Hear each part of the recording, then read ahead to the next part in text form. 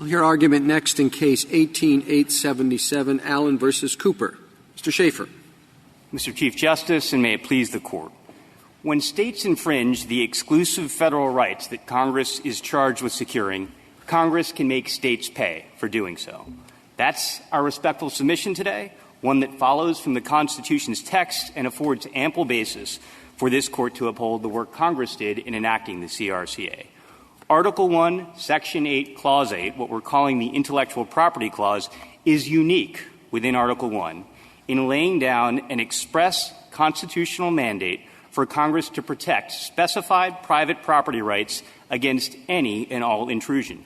Consider just how pointed and clear the constitutional text is. Congress is not only to be granting copyrights, but securing them. And the resulting rights, by definition, are meant to be exclusive rights. Exclusive against whom, Your Honors?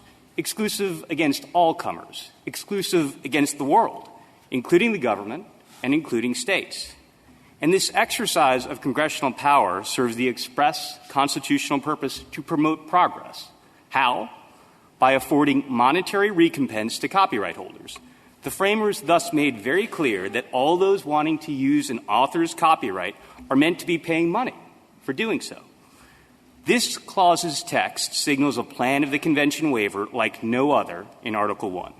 For states to retain immunity to avoid paying for infringing the very same exclusive rights that Congress is meant to secure would be incompatible with the text as fixed and understood by the framers.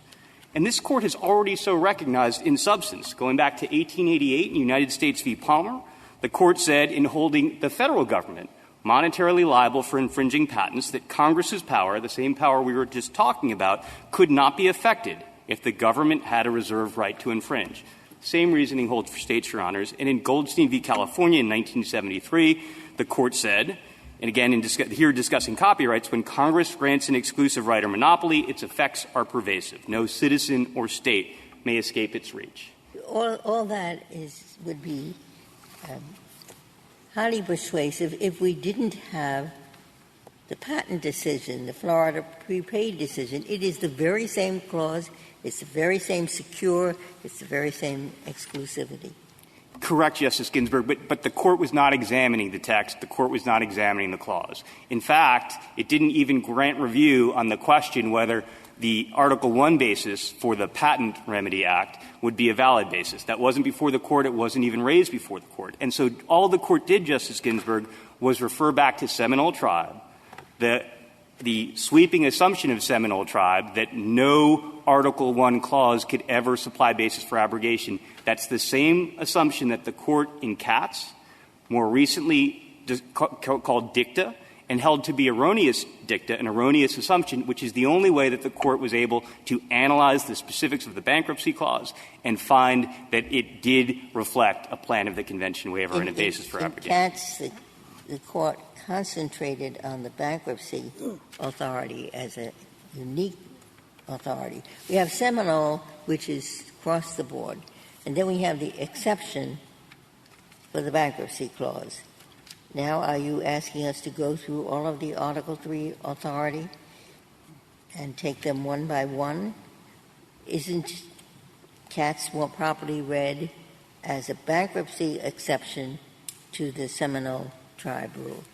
Your Honor, we rely upon the methodology of Katz, and we rely upon the upfront holding of Katz. We take it to be a holding that, in fact, what Seminole Tribe had said about no Article I power supplying a basis for abrogation, that was dicta and that was an erroneous assumption. In fact, the relevant portion of Seminole Tribe, as both the majority and the dissent in that case recognized, it dealt with the copyright clause and the bankruptcy clause and the commerce power all in the same breath. It was the same. Do you, because I read the erroneous dicta language, maybe I'm misreading it, so you can tell me how, as just a reference to the statements in Seminole Tribe about the bankruptcy clause. It's the same sentences, Justice Kagan. It's the same exact portion of Seminole Tribe that dealt with all Article I clauses in the same breath. And in fact, in Justice Stevens' dissent, I think it was the first footnote of it, he noted that the Seminole Tribe decision by its terms would apply to the would apply to the copyright clause and to the bankruptcy clause. And Justice Rehnquist, I think in Chief Justice Rehnquist in footnote 16, I think, engaged that assumption and said, yes, essentially, no big deal, but that is the necessary upshot of the Seminole Tribe holding as it was articulated by the Court. And that's why I think in Katz, this Court had to deal right up front with whether that assumption held or not, and it rejected it as erroneous. But Justice Ginsburg, Justice Kagan, let me assure the Court, there is no other clause in Article I like this one. There is no other clause that is as pointed. There is no other clause that contemplates that there will be private property rights. But if you're right, we would then have to go back to Florida prepaid, right, and topple that rule. No, it would be certainly open to folks in patent cases to make that argument, Justice Kagan. How could we have the two rules going simultaneously? That would be my prediction. My prediction is that ultimately the Patent Remedy Act would be revisited and properly upheld as a valid exercise of Congress's Article I power. So basically you're asking us to overrule Florida prepaid. I'm asking this Court to follow Katz, Justice Alito, where I think Florida prepaid was overruled in relevant part. And certainly — You think Katz overruled Florida prepaid? I think it overruled the basis for Florida prepaid. The precedential foundation for Florida prepaid was solely the relevant portion of Seminole Tribe. That's exactly what the Court was I think, calling erroneous dicta and rejecting. So I take the holding of Katz to have totally undermined the foundation. So you think Florida the state prepaid. of the law is that every Article I, Section 8 power would have to be considered independently, and Florida prepaid may hold on for a while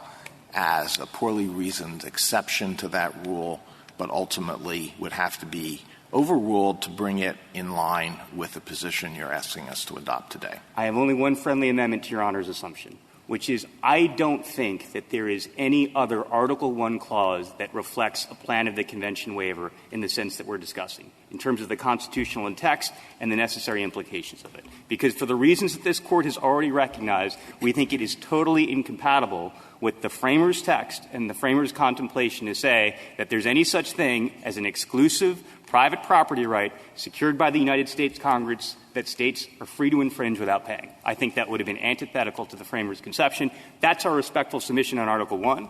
And if the Court doesn't have other questions about that, I'll move on to Well, do you think Florida prepaid is subject to our usual stare decisis rules or not?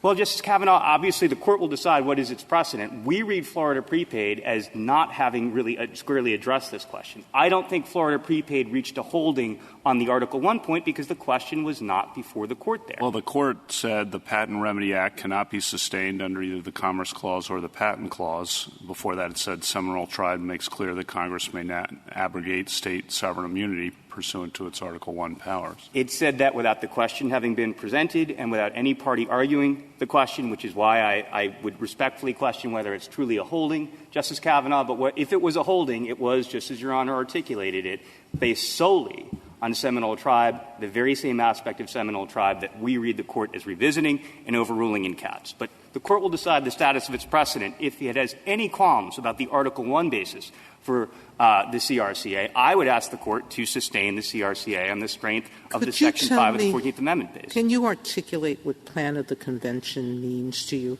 Know what it means in Katz, and they look to a textual foothold, the ability of habeas courts to grant relief to state prisoners. So that's a clear intrusion on states.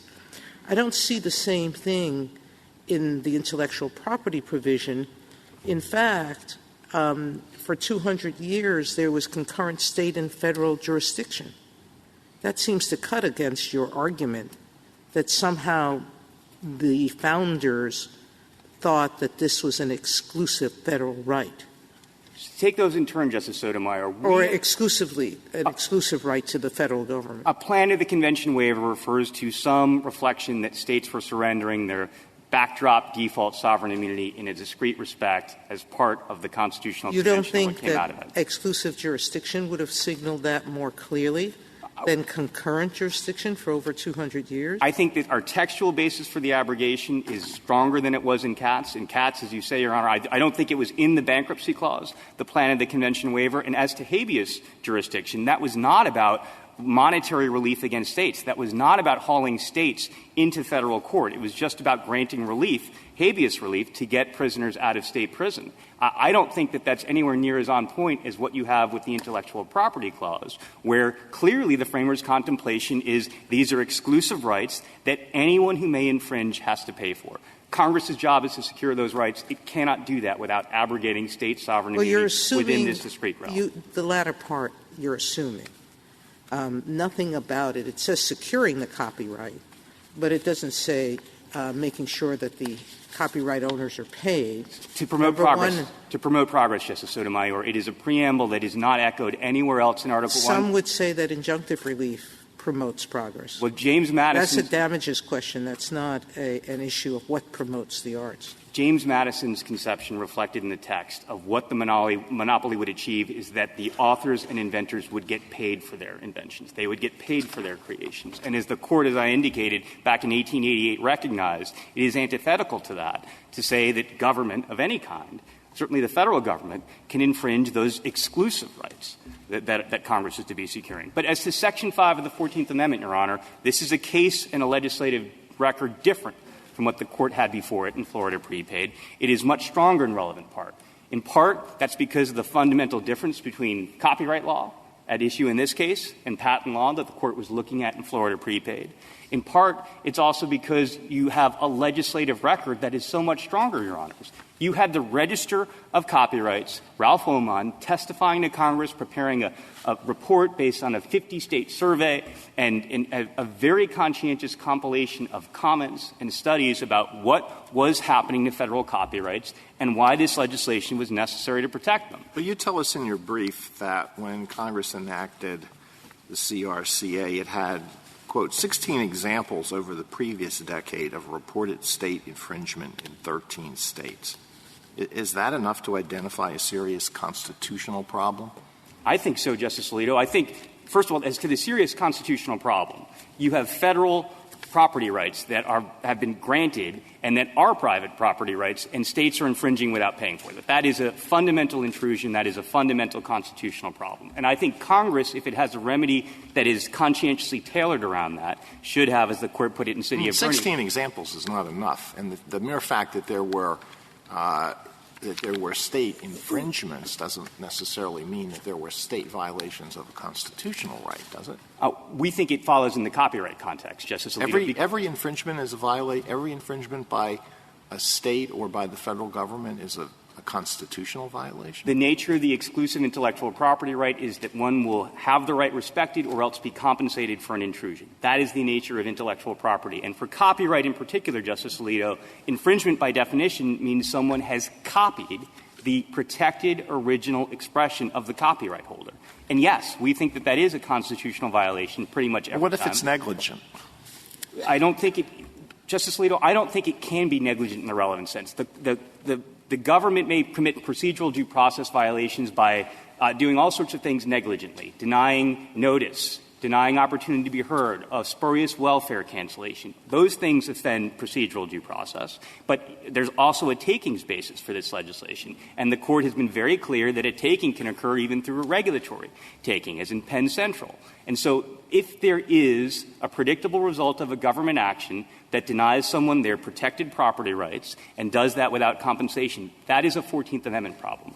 I submit that that's true in every case, but it's certainly true in most cases. And the Court's been very clear that Congress has prophylactic and deterrent rights under its Section 5 power. And I would also note as to the 16 examples that we're talking about, those examples are really in the nature of reports, Justice Alito. So one of those reports was from the Motion Picture Association of America, which said that films were being shown by state prison authorities widely.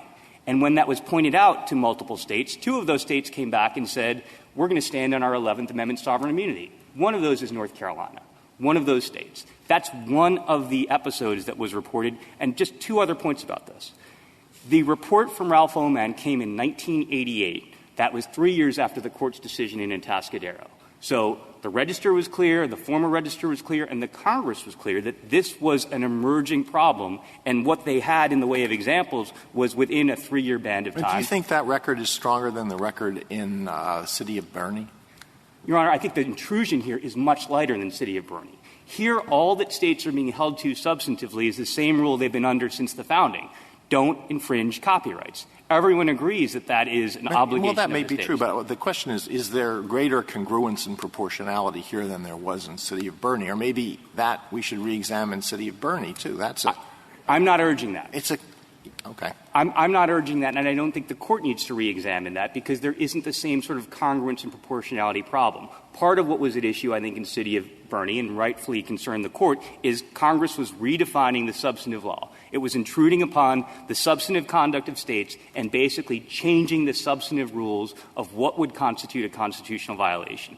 That's not what you have here, respectfully, Justice Alito. This is Congress looking at something that is a cardinal sin. It is states infringing federal copyrights, protected federal property. And it's enacting a remedy that is precisely tailored to that. States have to pay what any private infringer would pay. States have to pay what they would insist an infringer of their protected copyrights pay. That's all Congress was doing in the CRCA, and I don't think that there should be the same sort of empirical skepticism on the Court's part, especially given the fact that Congress was so clear about why the problem was newly emerging and why, to use the words that are found in the legislative record, this was just the tip of the iceberg. Because copyright holders, small businesses, individual authors did not have the means, did not have the incentives to be going to court and reporting instances of deprivation. You said it was inevitably intentional, copying. But North Carolina says that it used the copyrighted works only for educational purposes, and it got that right from the settlement that the parties reached. So that sounds like North Carolina saying we were far from intentionally copying. We thought we were just carrying out the rights we had under the settlement agreement. Your Honor, that's what they say. Of course, we're here on a complaint. We're here on a motion to dismiss that was granted, and we are entitled to have all inferences drawn in favor of the allegations of the complaint. And if Your Honor looks at the settlement agreement, it's very clear that there needed to be watermarks and timestamps that were on any images that North Carolina might use. That was not on the images that they were using. When copyright infringement was pointed out to them and they were caught red-handed with that, they returned to infringement. The infringement kept up even after the filing of the lawsuit. That's in the complaint, too. Blackbeard's Law was then passed by North Carolina to make sure that they could get out from under the settlement agreement and they could basically get off the hook for liability for their infringement. That, too, is in the complaint. That's a defense that North Carolina raised in a parallel state court suit. They pointed to Blackbeard's Law to basically evade any liability for their copyright infringement. And so if you look at the complaint, I'd point the Court to paragraph 73 through 75 and to paragraph 80. It is explicit that these were intentional, uncompensated infringements by the state and that they were unconstitutional in violating both the 14th Amendment and the Takings Clause. Mr. Schaefer, please. I'm sorry, Justice Kagan. I was just going to say under the rationale that the Court articulated in U.S. v. Georgia, Tennessee v. Lane, at the very least it should be open to my clients to be able to proceed on this complaint and show that there was something unconstitutional here, Justice Alito, and the CRCA is valid as to that. How do we figure out how much is enough in a legislative record? You said these 16 instances are enough.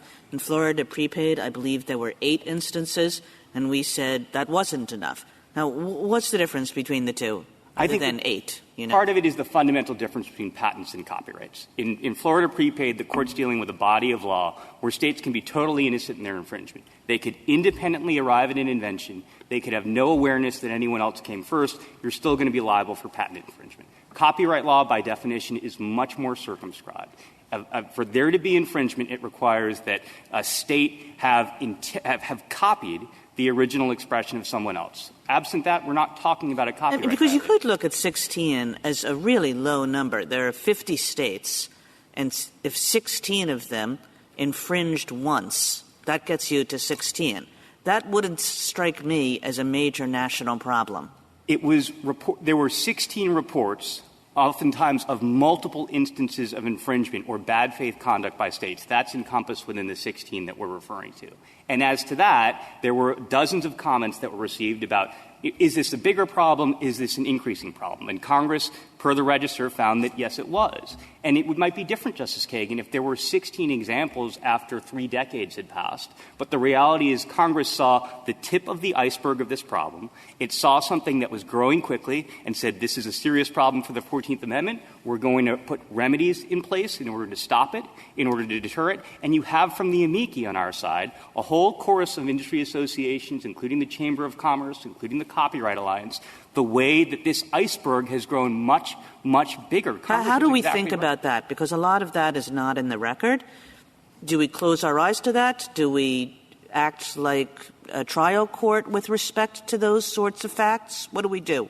You have a clear rationale from Congress in the record, which is that there was a newly emerging problem and a tip of the iceberg, and Congress wanted to ward it off, Justice Kagan. And perhaps in a case like City of Bernie, the court might be skeptical as to whether this was a good faith, sound prediction by Congress or whether it was paranoia or whether it was pretextual. I think the court should be heartened here, Justice Kagan, by the fact that exactly what Congress feared would come to pass has come to pass over and over and over again. And there's a one-sided chorus on this. It just confirms the reality, I think, and the soundness of Congress's prediction. Why hasn't there, after Florida prepaid, why do you think, why has there not been many instances in which states decide, well, look at all this tech stuff, it's fabulous, we'll just copy all the patents?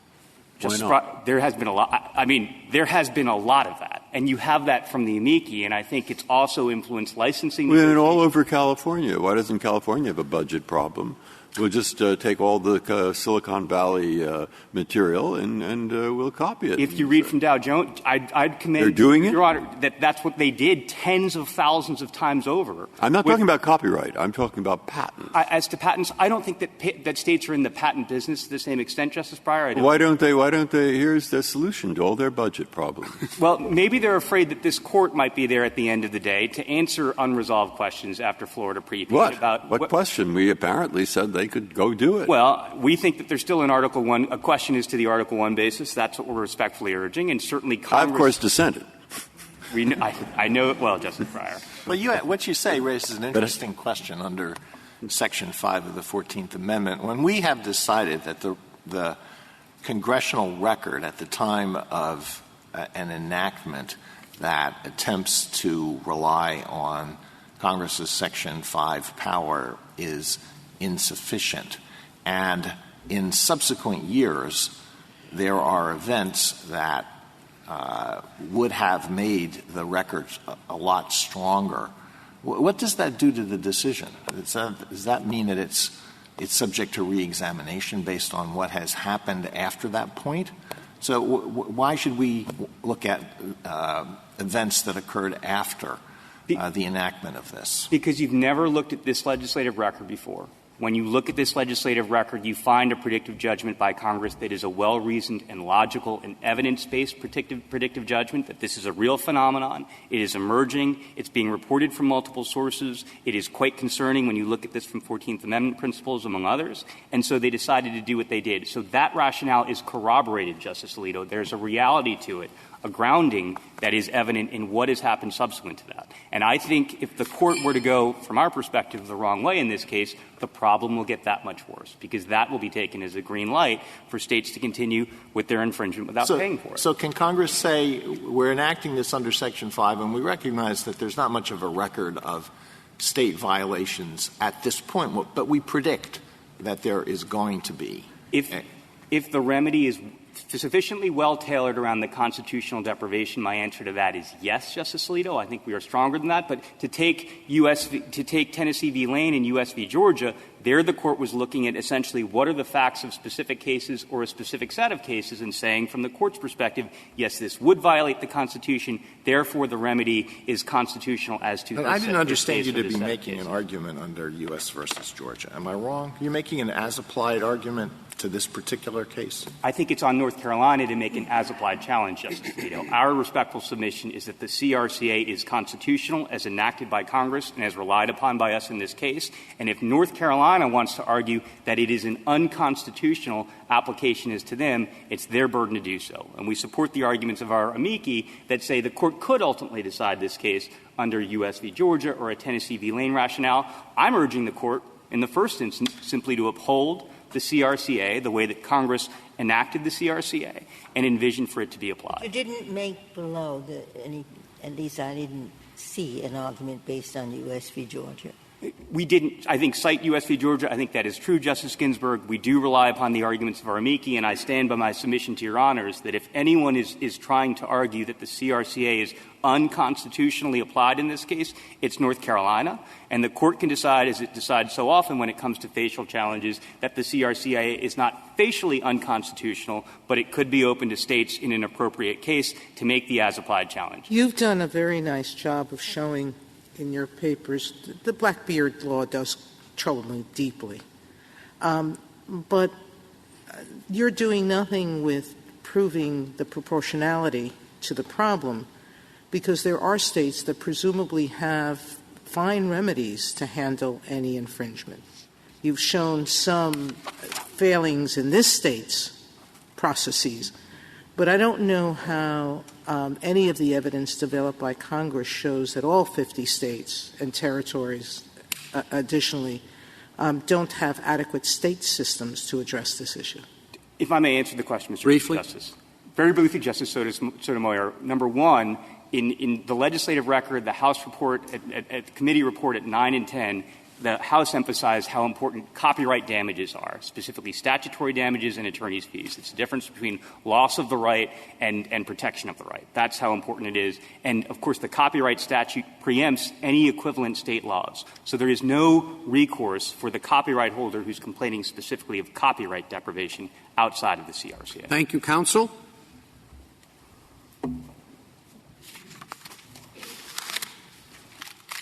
Mr. Park? Thank you, Mr. Chief Justice, and may it please the Court. State sovereign immunity is a fundamental feature of our Constitution structure. As this Court has repeatedly reaffirmed, immunity from private lawsuits seeking money damages was inherent in the nature of sovereignty at the founding and remains today. And the Constitution preserves this aspect of state sovereignty unless there's compelling evidence that the states surrendered it when they ratified a particular constitutional provision. Now, my friend has failed to identify any historical evidence that anyone at the founding remotely contemplated that the Intellectual Property Clause would allow for damages lawsuits against states. In fact, it was not until the 1970s, nearly 2 centuries after the first Copyright Act, that a federal court ever awarded damages of this kind. Now, Mr. Allen seeks to portray this settled state of affairs as somehow anomalous, but nothing could be further from the case. All of Congress's general lawmaking powers are subject to limits found elsewhere in the Constitution, including limits that protect state sovereignty. And so Congress could not commandeer state legislatures and force them to pass copyright protective laws, nor could they, under separation of powers principles, vest judicial review of copyright claims in the Senate Judiciary Committee. And likewise, state sovereign immunity limits Congress's authority to expose state treasuries to the Copyright Act's exorbitant financial remedies. And for that reason, too, the Act cannot be justified under Section 5 of the 14th Amendment. Copyright infringement rarely rises to a constitutional violation at all, let alone pose the kind of serious constitutional threat that allows for expansive remedies like abrogation. And liability under the Act is expansive. It's vastly greater than anything required by the Due Process Clause. It includes statutory damages of up to $150,000 per infringement, even if the plaintiff cannot prove she suffered any actual harm. And it creates a strict liability regime that covers negligent and even innocent infringement, even though, of course, only deliberate property deprivations can violate the Constitution. And these concerns are far from theoretical. The First Circuit has affirmed a $675,000 judgment against a college student for sharing online a few copyrighted songs, sending him into bankruptcy. And the due process concern that is ordinarily raised in a copyright damages lawsuit is whether they're constitutionally excessive. What is to prevent, if I can go to the same question, a wonderful money-raising thing? What the state decides to do with its own website, charging $5 or something, is to run Rocky, Mrs. Marvel, whatever, Spider-Man, and perhaps Groundhog Day. All right? Now, great idea. Several $billion flows into the Treasury. Okay? Now, if you win, why won't that happen? And by the way, if you're writing to the Constitutional Convention, you're a member, okay? And you write these words: copyright is to promote the progress of science and useful arts by securing for limited times to authors the exclusive right to their respective writings. But, of course, California decides that the person who wrote Rocky, Marvel, etc., will unfortunately receive nothing because everyone will have seen it on the state's own streaming device. What is your response to that? So there are two important separate issues at issue there, and I'll start with the text. So the exclusive right sovereign immunity does not invade the exclusive right. So I think that that hypothetical misunderstands respectfully the role of sovereign immunity in our constitutional system. As this Court said in Alden, states are not relieved of their binding obligation to comply with federal law. And the ordinary remedy required under the Constitution when a sovereign violates federal rights is an injunction and not money damages. Oh, by the way, we ran it yesterday. You can have your injunction. You see my point? Yes, exactly. So I agree that under sovereign immunity, as a necessary consequence, there will be hard cases where statutory violations are not remedied. But that I think the important understanding that the founders had is that when you sue a sovereign, on the opposite side of the judgment are the people and the people's money. And so the entire point of sovereign immunity, as this Court said in Lewis just a few terms ago, is to protect state governments and allow them to make their own choices as to how to spend scarce resources. They're not going to be hard cases. They're going to be easy cases. Well, and it's not. And Justice Breyer's point is that it could be rampant. States ripping off copyright holders.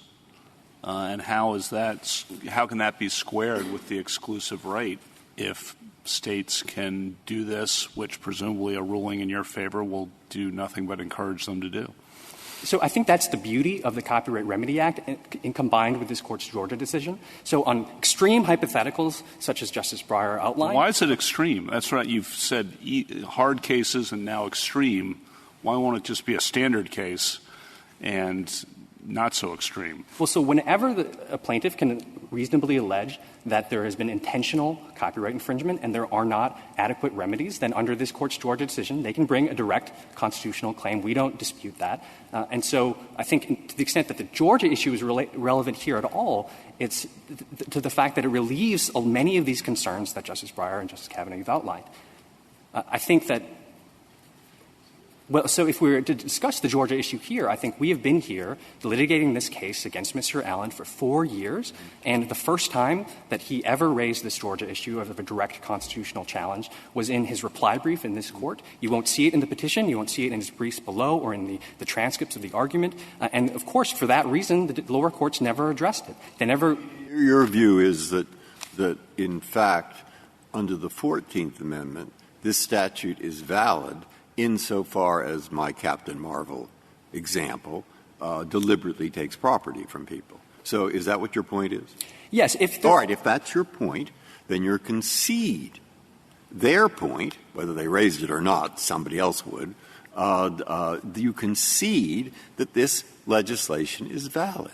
You're just saying it only applies to instances where the state deliberately takes Captain Marvel.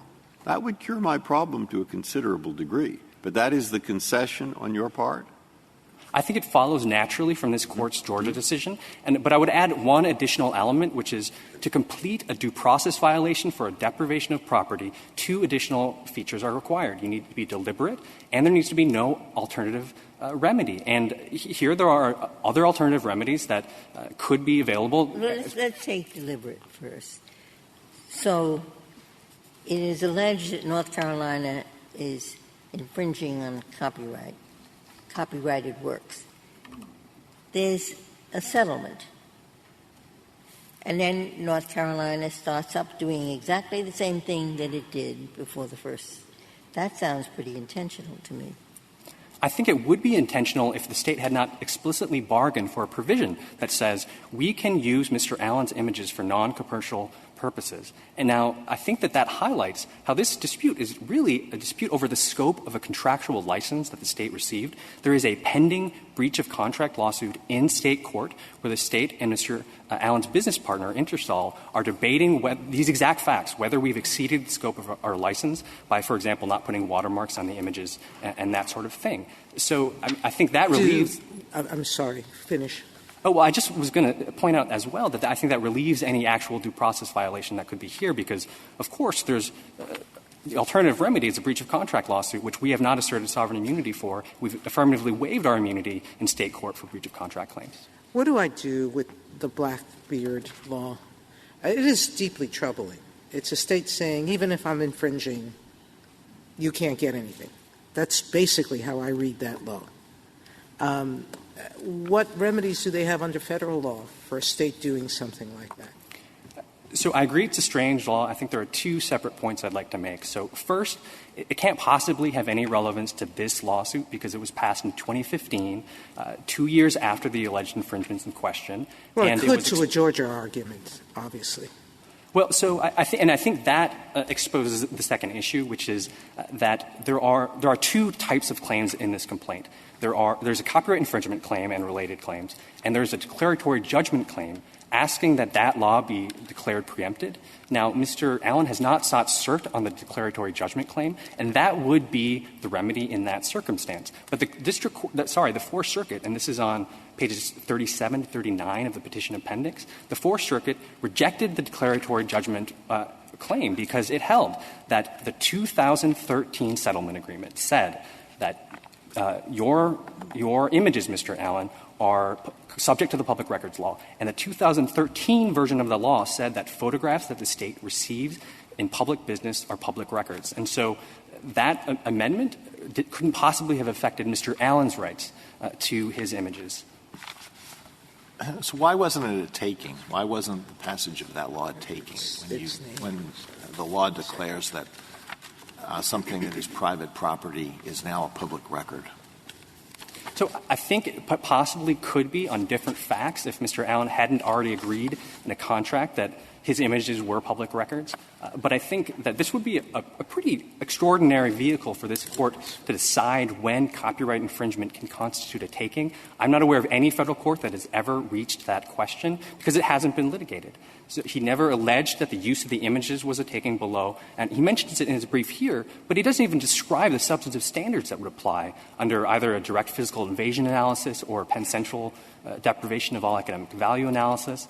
And so I think that the images here could not possibly be a taking because the question here is whether our display of a handful of images and a few educational videos in a museum nonprofit newsletter constituted a complete deprivation of economic value. It surely wasn't a physical occupation of those images. And so I don't think the takings clause is relevant here. Well, what about Section 5, Mr. Park? Congress clearly wanted to abrogate the state's sovereign immunity. So what would it have had to have done, in your view, in order to do that successfully?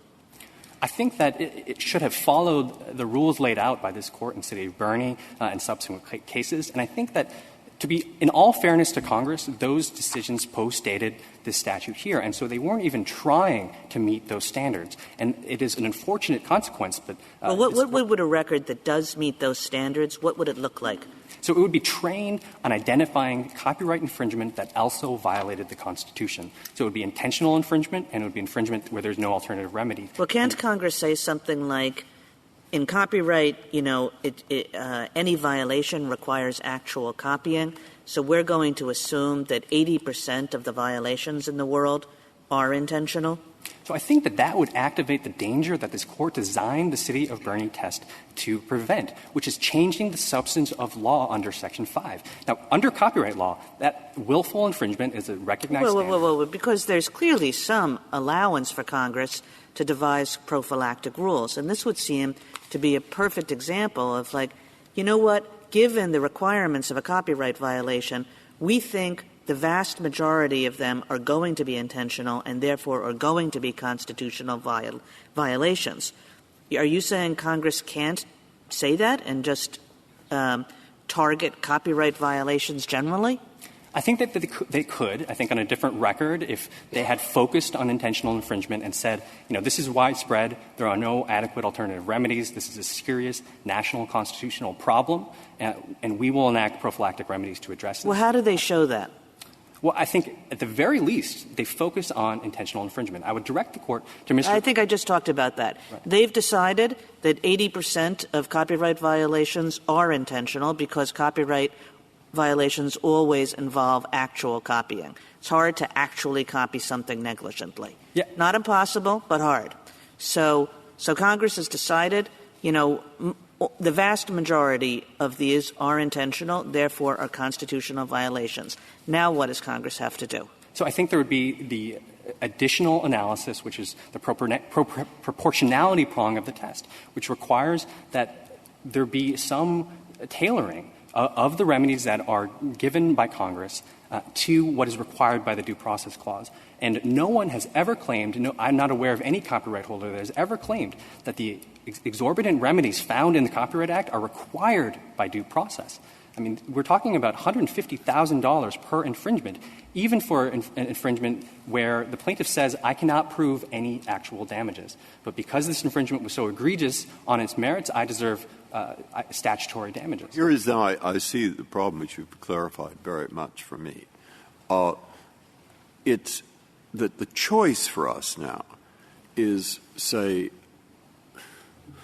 your view would be that the states can copy without doing anything unless that copying violates the Due Process Clause. And in that respect, you agree that the statute can be upheld. Now, if we accept your view, we've got to decide how copyright, copying, and the Due Process Clause fit together, which to my knowledge this Court hasn't really gone into. And it sounds like a pretty good mare's nest. Now, the other view would be you'd lose, which you don't want to do. But the other view would be it's likely that there are enough cases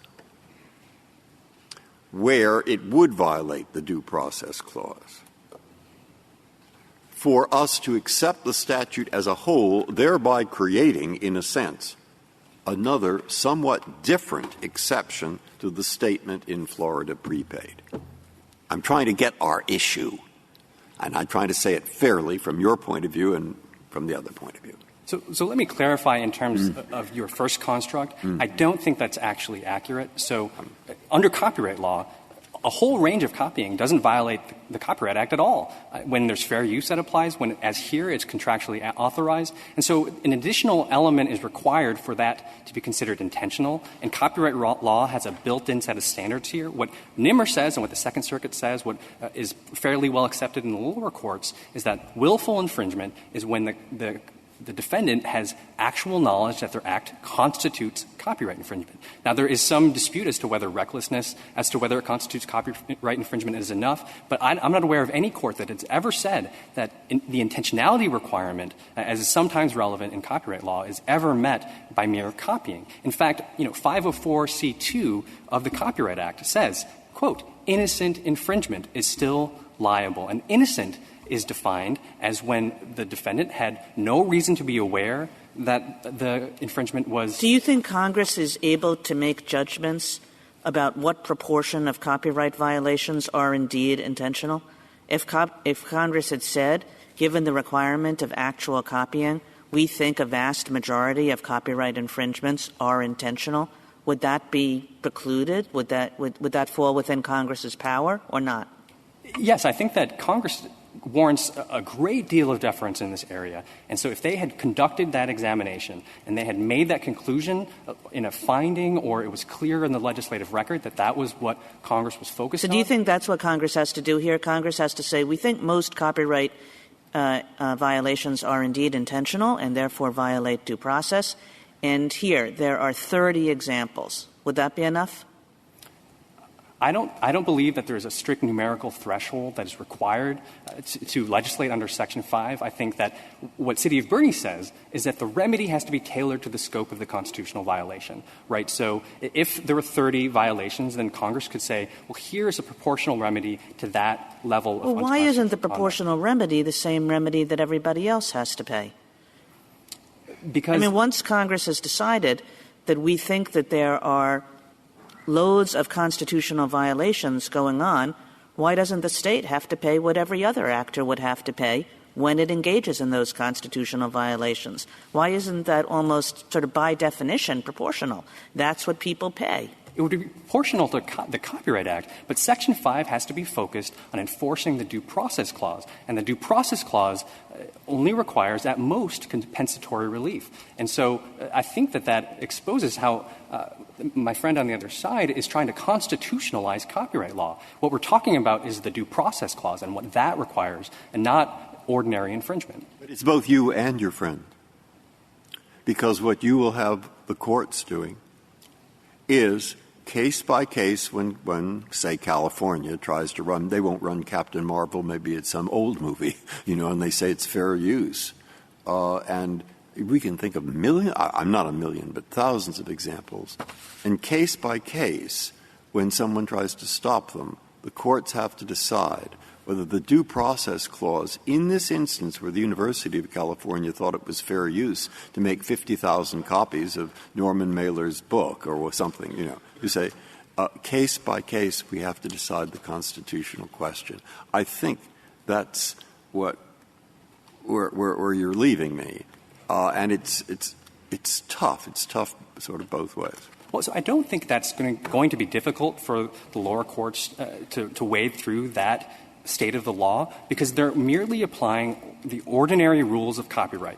So willful infringement, we think, would constitute intentional infringement, and they merely assess whether alternative remedies are available. And that is something that courts are very well equipped to do, to decide whether an alternative claim would be meritorious. Now, one other alternative remedy that no one disputes here is that they could try to sue the individual officers personally. Now, of course, we wouldn't like that at all, but I think the settled state of the law, at least in the lower courts, is that copyright infringement claims can be sued, that can be brought against individual state employees. But they won't have the same deep pocket that the state has. Let me ask one aspect of this question, Mr. Park. States can hold copyrights. They can be copyright holders, and they can sue anybody in the world for infringement. There's something unseemly about a state saying, yes, we can hold copyrights and we can hold infringers to account to us, but we can infringe to our heart's content and be immune from any compensatory damages. Could Congress say, condition the copyright privileges that states have by saying, states, we're going to allow you to copyright works, but the price is you have to be fair to the other side so that when you are infringing, you will be liable. Does Congress have Article I authority to do that? So I don't think that they could do that, because I think that would be an unconstitutional condition. It would be a hard case that this Court would probably decide. But what they could do to bring the parties into parity would be to say that states, you can't hold copyrights at all. The states have never claimed a constitutional entitlement to be able to hold copyrights. The United States government can't hold copyrights. What it has done is, as a matter of statute, and this is an interpretation of the 1909 Copyright Act, where because Congress said, United States, you can't hold copyrights, courts have said, well, that implies that states can hold copyrights. But I think that they would be within their rights to remove that right and remove that anomaly. Counsel, just to get back to your statement that all you have to do is sue the state officers, you'd certainly reimburse the officer, wouldn't you? Yes, that's correct. So is that all they have to do? Just name the officer rather than the state in their infringement action? Well, I think that so, yes, that most states would reimburse their state officers if it was within the scope of their employment, and that there would be additional hurdles in that kind of case. Qualified immunity would apply, and qualified immunity applied in this case, and that's why the claims were dismissed against the individual officers. Well, then it's not much of a response to say, well, you can sue the officer. It gets thrown out right away, but you can still sue him. So that's a reason not to hold the state liable? Well, I think it is in this context, and here's why. Because intentionality under the Due Process Clause is roughly equivalent to the qualified immunity analysis. That's what this Court said in Kingsley v. Hendrickson, that its intentionality is judged by an objective standard under all the facts and circumstances available to the officer. Is what they did, can that be construed as intentional? That's very similar to the qualified immunity analysis. And I think it mirrors what the Fourth Circuit did here, where it says well, there's this contract. It's a little bit ambiguous. It's not clear whether these are non-commercial uses. But we won't say that what they did was intentional when a reasonable officer would read that contract and say, well, I think that educational videos, a museum newsletter, are non-commercial uses, and so they're covered by the contract. Mr. Park, can I take you back to the interesting suggestion that perhaps Congress could have justified what it did in this act by saying that we predict that a high percentage of copyright infringements are intentional and therefore violate due process. If we were to accept that, is there any reason why the same reasoning would not apply in patent litigation? No, I don't believe there is any distinction there. And I think that highlights how I don't think that is actually what Congress could do if it didn't match this Court's jurisprudence, or at least the jurisprudence of the lower federal courts.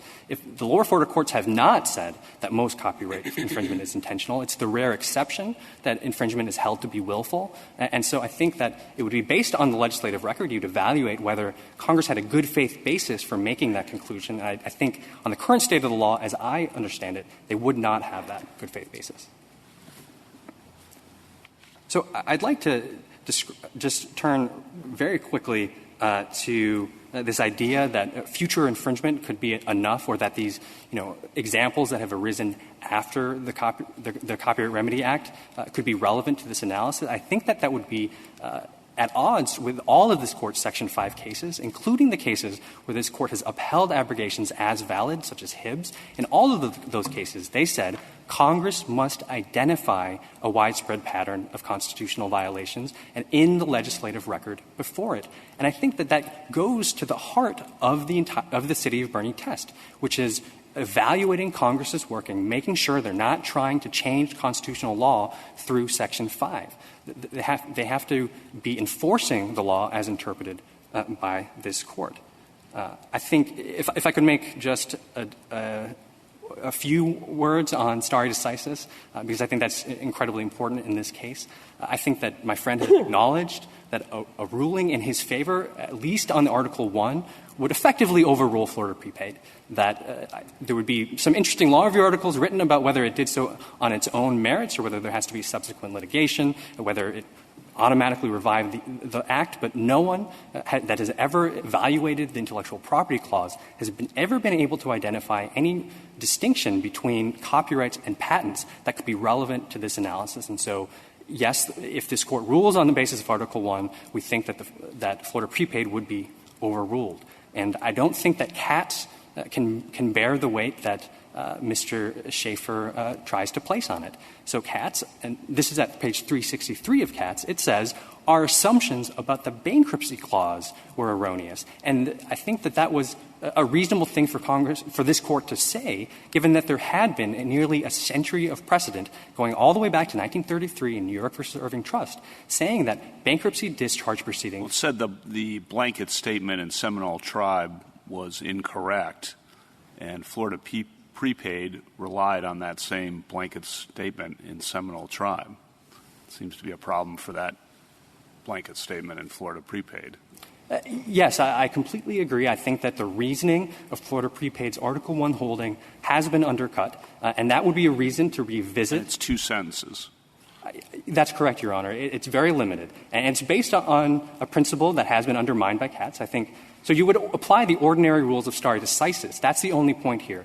Not that it has not been undermined in any respect. And I think if you view this question in terms of the principles that stare decisis is supposed to uphold, legal stability, reliance on this Court's decisions, that would really bring this issue into focus.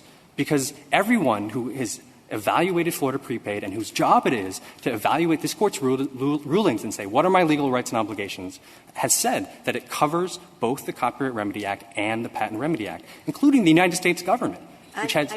I really don't follow your reliance argument. Yes, the State may be relying, but who other than the State relies on the State's right to infringe without damage liability? Who other than the State? I think that I'm speaking about the state's reliance interests or the states generally, and I think here's why that matters, and I would bring it back to this case. So our Cultural Resources Department is operating on a shoestring budget, trying to recover and excavate and preserve the remaining aspects of the Queen's Anne Revenge, around 40% of which, under their estimates, is still on the bottom of the ocean. And they are doing that work. And it's when there are competing legislative priorities, such as school funding and disaster relief, and all sorts of other more important priorities, it's hard to get money to fund important work like this for the state's history. Though, Mr. Park, what Justice Ginsburg was suggesting, that it's not the strongest reliance argument to say we relied on this Court's holding to infringe other people's rights? Not to infringe on other people's rights. I think that what they did here is that they posted online on good faith reliance on a contract. It could have also been on good faith reliance on perhaps an aggressive reading of fair use in other situations. But they did that because they thought that they wouldn't have infringement liability of up to $150,000 per work. And there are, I can give legions of examples where juries have awarded astronomical copyright damages. There's a jury in Minnesota that awarded $1.9 million against a single mother of four for downloading and sharing a few copyrighted images online. And the Eighth Circuit reduced that judgment to $220,000. She still went bankrupt. But because these issues are ordinarily thought to be a due process problem on the other side. And so I think that you would see states retract from their uses of copyrighted works in a way that benefit the public. There's an amicus brief from the Library Association saying that this would imperil copyright infringement liability, monetary liability, would imperil digitization projects and other works of archives. And I think states are simply different. I don't think it's respectful to the interests of state governments to say you can finish the sentence that they will infringe at will if damages liability is taken off the table. Thank you. Thank you, Mr. Park. 4 minutes, Mr. Schaffer. Mr. Chief Justice, may it please the Court, starting with Blackbeard's Law, Justice Sotomayor, I want to be clear. Blackbeard's Law was passed after the allegations of infringement in this case, after North Carolina had been caught infringing. It was then used, as alleged in the complaint, by North Carolina to defend against the state court suit by Intersal because they said Blackbeard's Law had voided the settlement agreement. It was now contrary to North Carolina's public policy, and they couldn't be held to the settlement agreement, nor could they be held liable. That's in the complaint. That is as alleged, and I don't think there's any ability by the state in this posture to contradict those allegations. As to the Intersal dispute that Mr. Park talks about in North Carolina State Court, Intersal does not hold the copyrights, so their suit by definition it's not trying to vindicate the copyrights. That suit was just decided by the North Carolina Supreme Court after North Carolina for years interposed sovereign immunity defenses saying that the breach of contract action had not been properly filed administratively. There needed to be administrative exhaustion. So that suit is continuing on. It's not as though sovereign immunity was no impediment, and it's certainly not out to vindicate copyrights. As to the images in question, I just have to emphasize, Your Honor, my clients have put in 2 decades of work, essentially, trying to be there to when these images are excavated underwater at great expense, at great risk, and this is all, essentially, my clients get out of it, the copyrighted images. And the allegations of the complaint are that North Carolina not once or twice, but repeatedly and systematically was infringing those copyrights, was caught doing it, paid $15,000 under the terms of the settlement agreement, went back to doing it even after this complaint was filed. They continued to infringe the copyrights. And the resolution by the Fourth Circuit is everything is dismissed. And as to injunctive relief, Justice Breyer, Congress found it provides no meaningful remedy in this context, different from the patent context. But it's all about getting paid for past damages in order for this to be a meaningful remedy. And in this case, the request for injunctive relief was thrown out. Why? Because North Carolina did exactly what you articulated, Justice Breyer. They said, well, we've stopped infringing those images. Now that you've pointed it out in court, we've taken those down. What else have you got? And without benefit of discovery, the Fourth Circuit viewed that as the end of the request for injunctive relief. And that's how it goes in copyright cases. Now, as to the notion that there could be individual suits against individual officers under 1983, you're exactly right, Chief Justice. Qualified immunity is a defense in this context. I'd commend to the Court the Fourth Circuit's decision on this point. It's at 37A, 39A. They basically said because there's some defense that's available to these officials, they say they read the settlement agreement differently. Maybe they didn't know it was copyright infringement. Maybe they weren't looking for the watermarks or the timestamps. That is a good enough defense. Qualified immunity gets them out of the case, and those claims, too, are dismissed. That's why it's so important, part of why it's so important in copyright cases, that there be secure remedies for copyright holders. That's true against states, and it's true against anyone. Most copyright holders, unlike patent holders, Justice Alito, these are small fish. They have not sunk costs into this sort of a registration. And they need to have secure statutory damages and attorney's fees in order to come to court at all. Because in copyright cases, as Congress found from the testimony before it and the submissions of the register, you need to have statutory damages. Otherwise, how can you quantify what the harm was? And especially given how small the stakes are in copyright cases and how underheeled most copyright plaintiffs are, if you don't have those statutory damages, you don't have a right. And that is specifically found by Congress in the House report at pages 9 and 10. So, Justice Kavanaugh, you ask about what happens in ordinary cases. This is exactly what Congress looked at. They said the rule in copyright cases, absent the CRCA, is that copyright infringement pays for states. They will get away with it every time. You will not have copyright holders who have incentives and means and attorneys to bring suit. That should not be the outcome in this case. And to say respectfully that it's incumbent upon every copyright plaintiff who sues a state to prove a constitutional violation and willfulness in the way that Mr. Park articulates is to render the right nugatory, and the CRCA as well. Thank you, Mr. Thank you, counsel. The case is submitted.